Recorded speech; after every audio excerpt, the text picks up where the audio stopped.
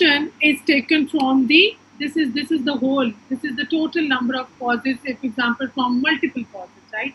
Now if we just split this circle into multiple subgroups, say for example these are the number of deaths due to TB, these are the number of deaths due to cancers, these are the number of deaths, say for example due to stroke, that is we have number of deaths due to accidents, so and we have number of deaths due to some other causes also. Say for example here we just take it as dengue fever or some other diseases, so we have taken all multiple.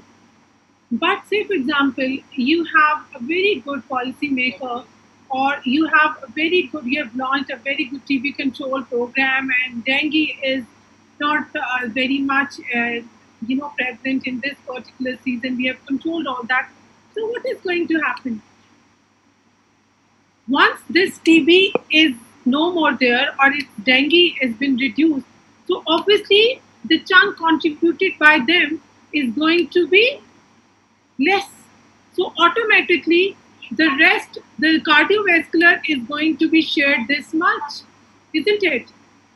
Or rest of the diseases contribution is going to be greater. That would be, it's just a number that is going to be taken up by that way, okay? So that is why proportionate mortalities, they are never going to give, because they are going to be affected by other diseases numbers also, by the number of deaths which are caused by other diseases also. So that's why, see, just let me give you one simple example from your, say for example, this is your 2 pizza sets that you have taken. Now, if you have made 2 chunks, or if you have made several chunks of this,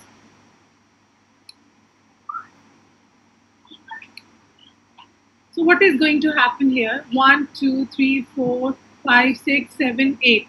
Say for example, if you have taken 3 by 8 part, or if it's been taken as 1 by 8, 1 by half. So this means if we just put this model into the diseases, say for example, if we have controlled all these rest of the diseases, right? So, and we have got just 2 diseases. So what we will say that 50% of the mortality is caused by these 2. 50% of the mortality is caused by heart diseases, or the other half is taken up by, say for example, CAs, right? And here, if I just remove this, and here if I would have to take that how much proportion or how much percentage of death is caused by cardiovascular heart diseases, so there since there are other diseases also which are contributing towards the death, so I would have taken it as 1 by 8. 1 by 8. Multiply by 100, isn't it? So that means that proportionate mortalities or proportionate numbers, they are dependent on other diseases also, okay? On the death or the mortalities that are caused. So if they are affected, automatically the proportionate numbers for other diseases are also going to be affected, right? But the mortality rate, it gives us an overall mortality pattern in a community, that how many individuals overall in a community, in a place, they are dying, right? So that is what that was basically the aim behind showing you that particular table, and that is how it is given in your book. I hope everyone is clear about this now. How do these simple mortalities and proportionate mortalities, how do they differ from each other? So that's why here it was coming up as 10% or 20%, but once we look into their number, they are contributing similar numbers. Excuse me, ma'am. Okay? Ma'am, few students are asking for you to let them in. There is no one in the waiting room. It's Dr. Sidra and Khavar. Okay. Okay, they left some. Okay, they might be having some. Didn't come up as in the waiting room. I don't know. Now it is showing up as red. Okay, they are joining. Okay, I hope it's clear now. Everyone is clear about this? Yes, ma'am. Yes, ma'am. Okay, fine. Now coming up to very important concept of adjustments, or we also call them as standardizations also. Okay. Now, what do you think? What it could be? Standardization or adjustments? What we want to adjust? Any idea?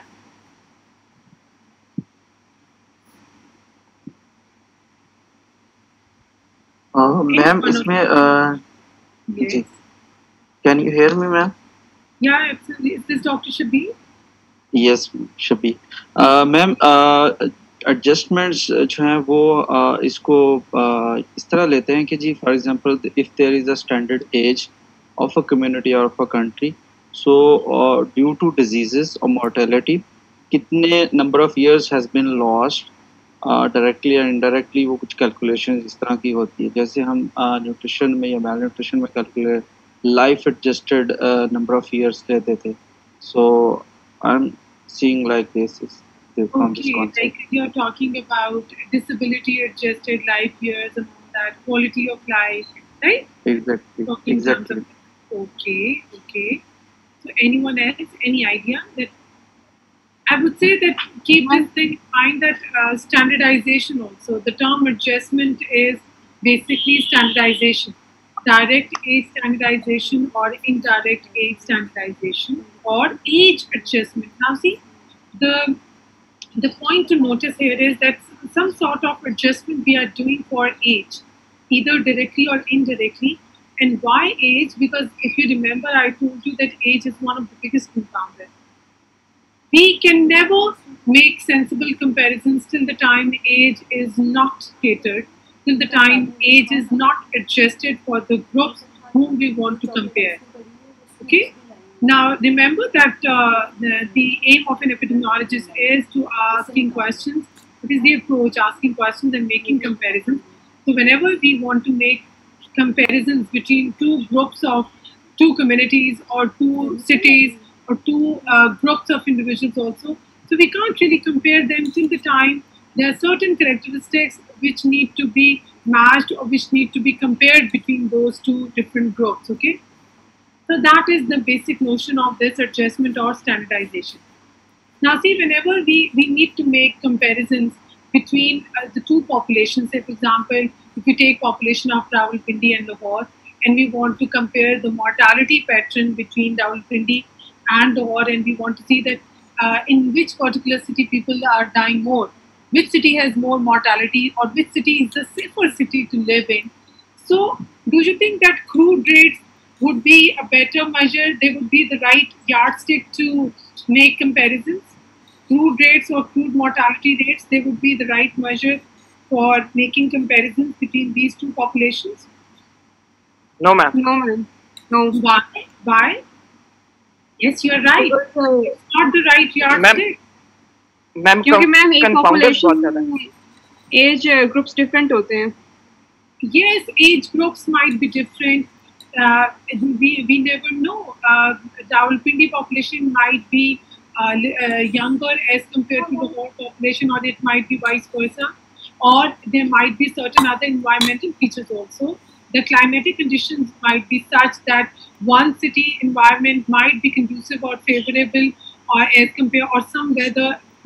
There are certain places which have very harsh weather and they are not conducive. Like if we go in the northern side, elderly population they can't really survive over there. So they tend to prefer warm and humid places to live, right? So the mortality pattern there might be totally different as compared to the other area. So whenever we look into the mortality patterns or we are studying any such rates or measures between two different populations, so crude rates they are not the right yardstick. So we need to think of standardized rates. So what are those standardized rates? Remember, there are two two ways of getting these standardizations done. One is known as direct standardization, and the other is known as indirect standardization. Now, direct standardization, we also call it as direct age adjustment also. And the other one is known as indirect age adjustment, or we also call it as indirect age standardization, or it is also known as standardized mortality ratio. Direct age adjustment, we also call it as direct age standardization. Why we need to standardize, if you remember, I did make this letter before also, and I told you that whenever you have to make comparisons, say for example, if somebody is standing here, and if somebody is standing in the bottom of this ladder, so how can we make comparisons between these two individuals till the time they are not standing at the same level, right? So Yes, for making comparisons, they need to stand at the same level. same level. Yes. We need to comment that who is taller, who is thinner, who is fatter, who is how they look like. So we can only make comparisons till the time they are at a standard level.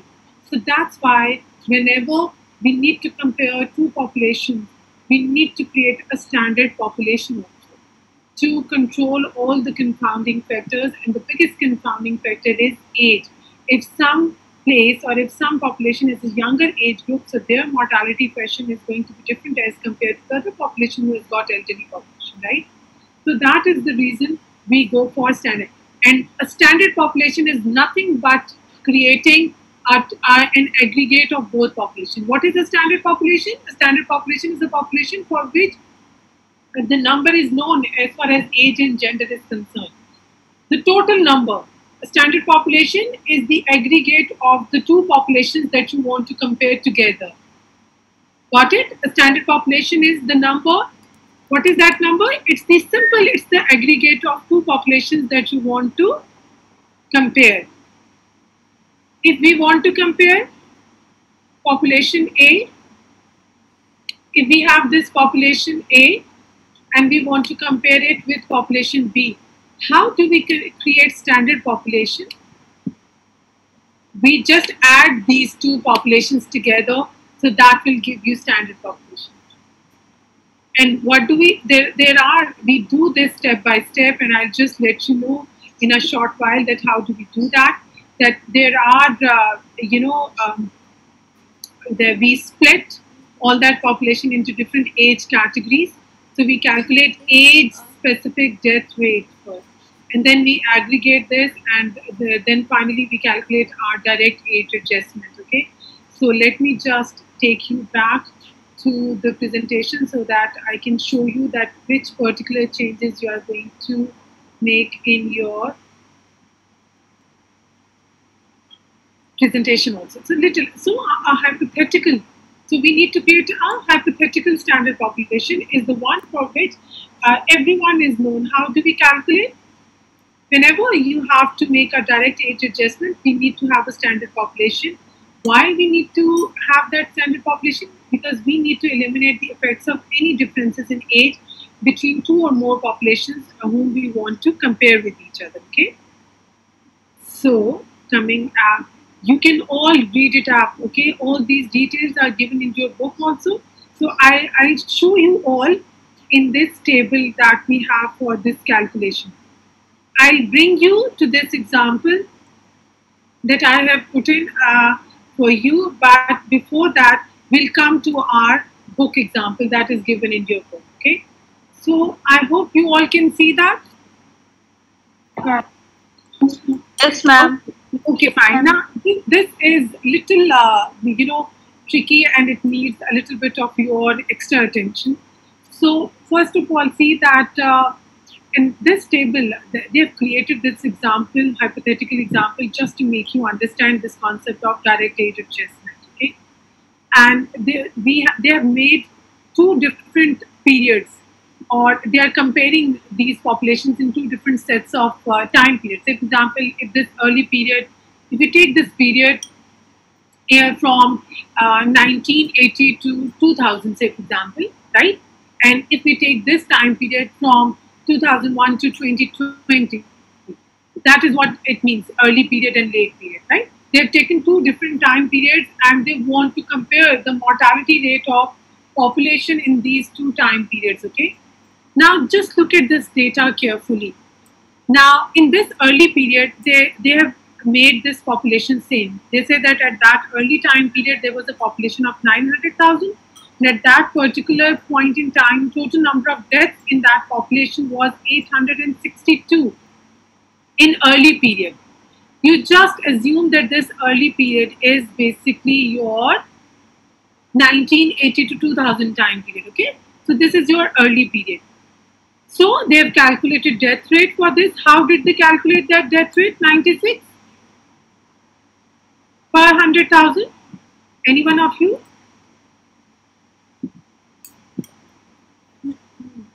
Yes? 62 divided by 900,000. Very well done, Sadaf. Excellent. 862 divided by 900,000 multiplied by 100,000. So they came up with this number, right? Similarly, for the later period, they've given us a population of 900,000 again, and they say that the number of deaths which occurred in later period was 1,130. And death rate per 100, this means that the death rate for later period population was 126. Now, by looking at this apparent data, so these are the crude mortality rates, isn't it? We haven't yet done any manipulation with that. We haven't yet done any sort of age categorization or anything else. So these are just the observed crude rates, death rates that they have shared with us, okay? Got it? Till now, you are all clear about this? Yes, ma'am.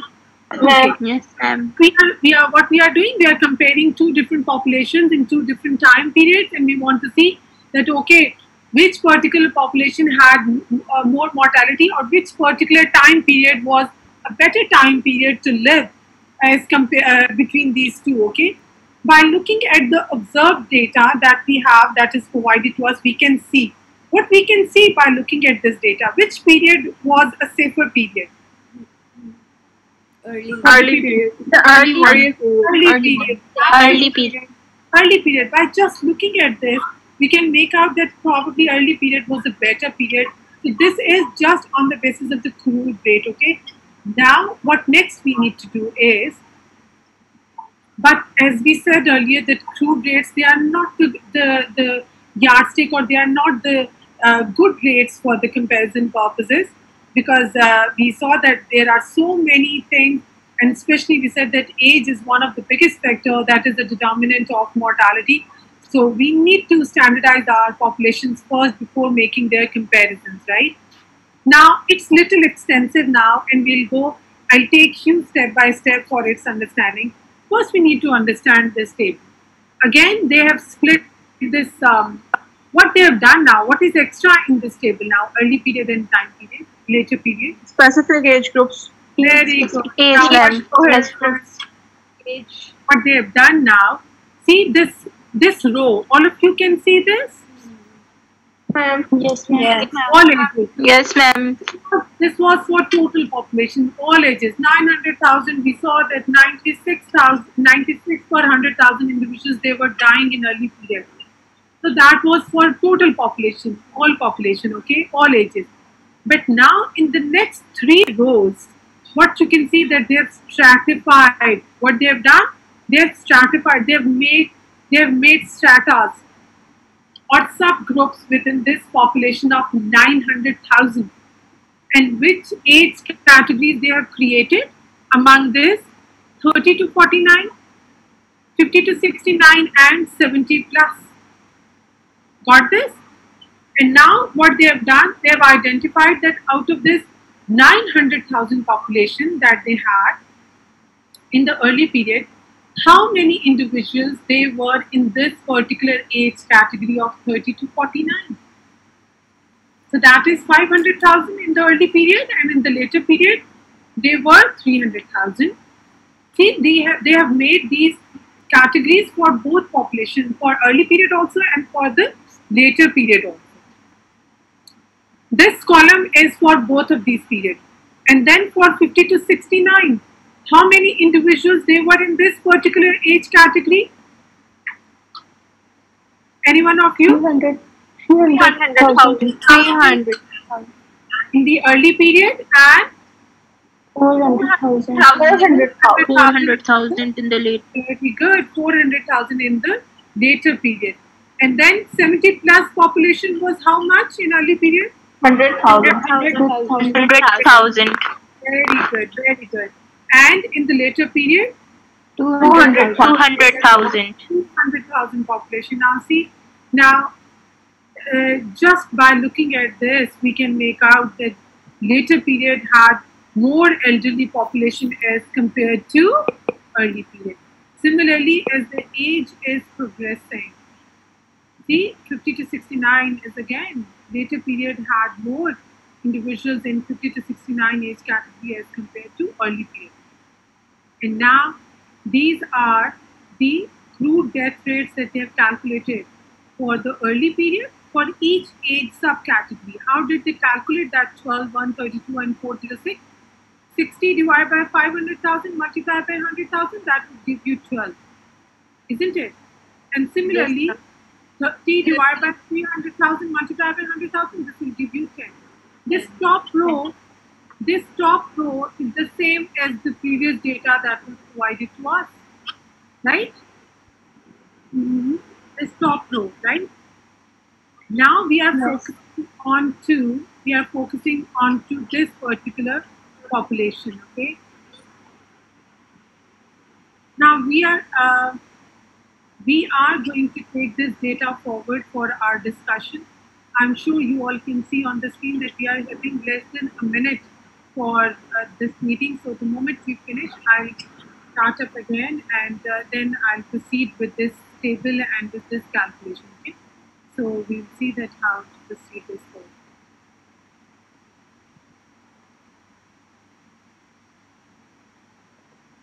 Okay, fine. So any questions so far?